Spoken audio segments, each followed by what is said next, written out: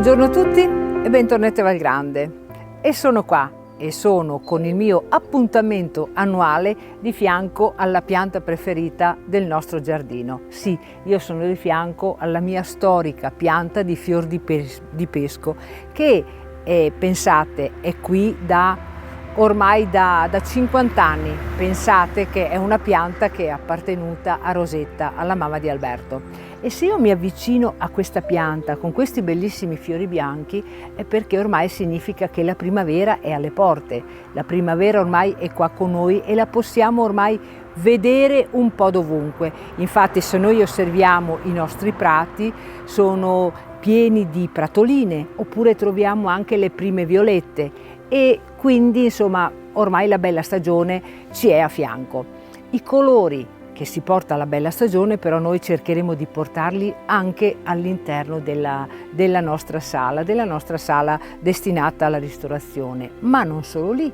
Infatti i colori della primavera li potremo trovare anche nelle preparazioni che noi andremo a proporvi per questo fine settimana. Quindi lavoreremo con le prime erbette della stagione, con le erbe spontanee abbinati alle uova che utilizzeremo anche semplicemente lesse oppure che utilizzeremo per la preparazione delle nostre paste. Ecco che allora potrete trovare nei nostri menù le fettuccine condite con le erbette oppure ravioli realizzati da noi con ripieni particolari di erbette piuttosto che di patate.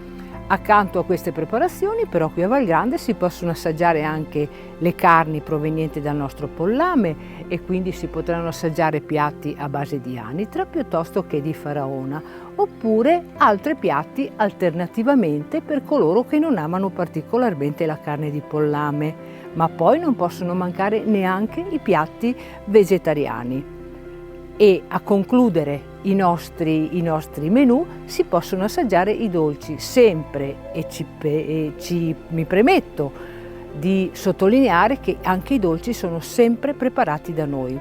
Se siete curiosi di assaggiare i nostri menù io vi invito però a venirci a trovare e lo potrete fare sempre con la solita modalità che è quella della prenotazione attraverso i contatti che potrete trovare tra le pagine social dove noi siamo presenti o tra le pagine del nostro sito. Per il momento io vi saluto e mi raccomando vi aspetto. Ciao!